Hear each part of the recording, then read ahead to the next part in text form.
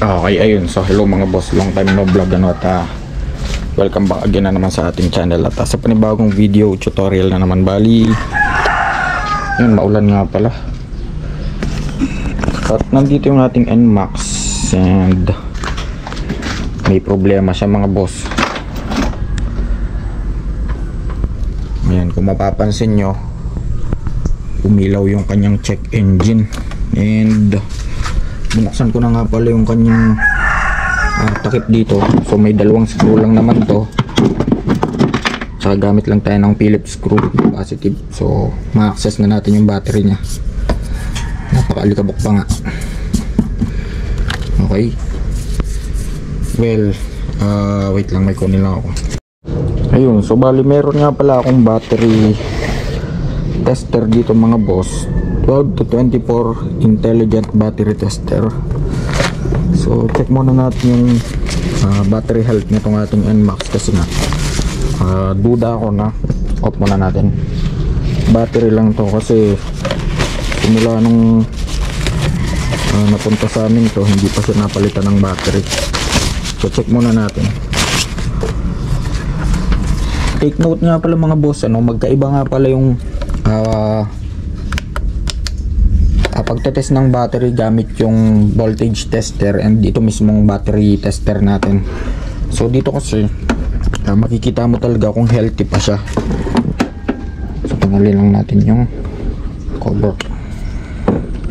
So lagay lang natin to sa positive at negative.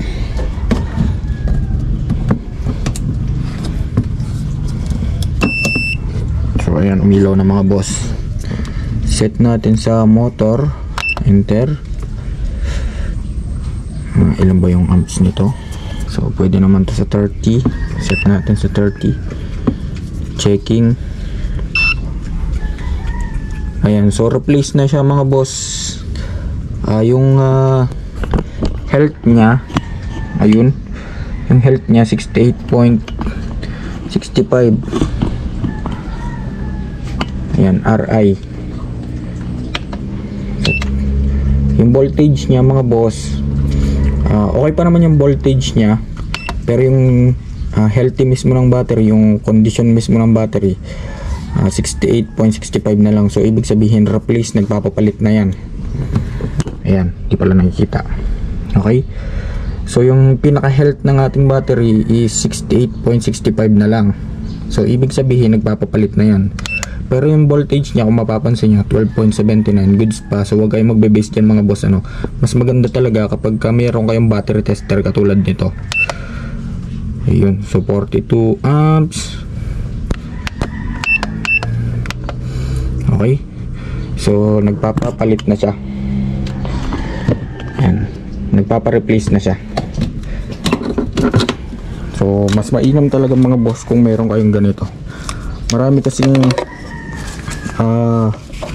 naguguluhan, lalong lalo na sa mga ECU type na motor tulad ng NMAX, Click, Aerox, Sniper. Yan, so maraming nalilito dyan. Kaya mas mainam magpapacheck kayo ng battery, meron siyang battery tester yung mga shop. Kasi mga boss, kapag nasiraan kayo ng battery, malaking problema yan. May possibility na pwedeng tamaan yung ECU nyo, kasi nga yung ECU ay kumukuha ng power sa battery. Kaya dapat kapag ganyang replace na, so palitan na natin. Then check muna natin siya, kunin natin yung scanner. At meron nga pala tayong scanner dito. So ito yung pinaka scanner natin. So napakamura lang nito mga boss, Ansel OBD2.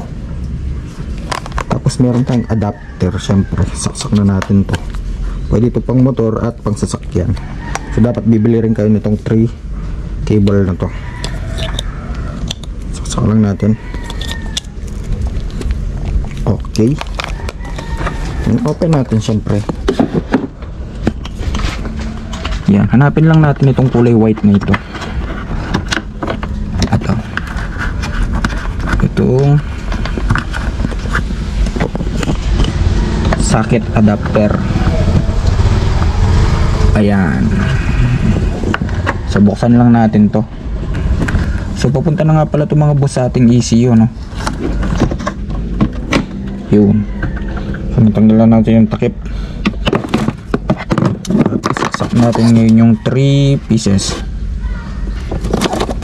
Okay, so itong white saksak natin. Yun. So umandar na yung ating scanner. So umilaw na siya. Then DTC lookup tayo.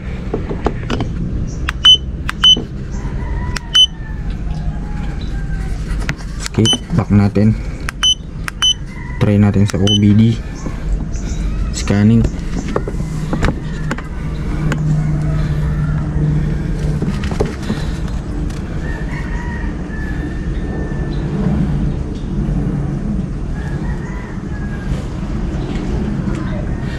Okay, so on daw natin yung ignition.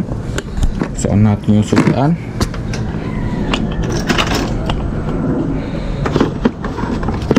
Ayan. Okay, so back, scan.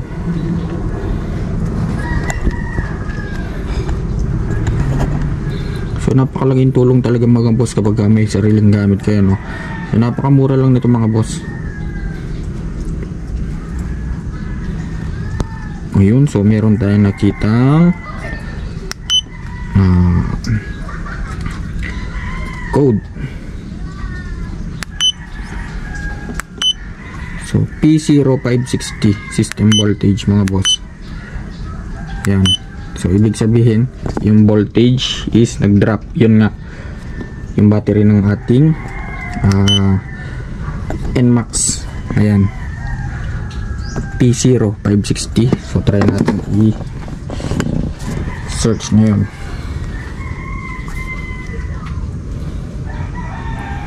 P0560.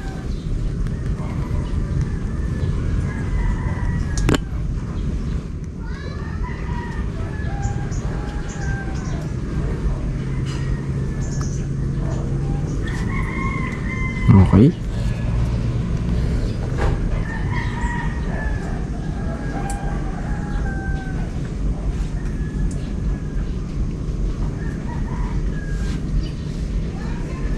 Yun.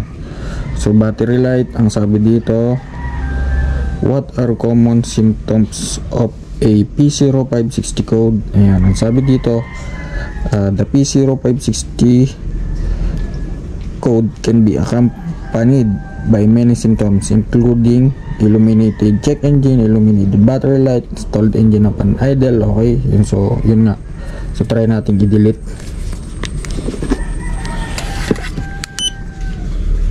Erase code natin. So erase code. Okay, yes. Ayun, so nawala na mga boss. Nawala na yung ilaw dun sa ating dashboard panel. So off natin. Try natin on. Ayan, so kung mapapansin nyo, naka-on siya nung in-erase natin na wall. Off natin and then ayun, so okay na yung ating NMAX. So na-erase na natin yung code and papalitan na natin to mga boss kasi nga for replace na siya. Ayun, so bali sana nagkaroon kayo ng idea mga boss, ano. At kung nagtatanong kayo kung saan natin to na score, so sa TikTok shop at sa Shopee meron ito, napakamura lang, 1,000 plus. And then bili kayo ng adapter. Ayun, itong 3 pieces for Yamaha. Ayan, siyempre battery tester para sure ball. Ayan, bali hanggang dito na lang mga boss, ano. At sana may natutunan kayo. At kung nagustuhan nyo ang video na to, so please like, share and subscribe.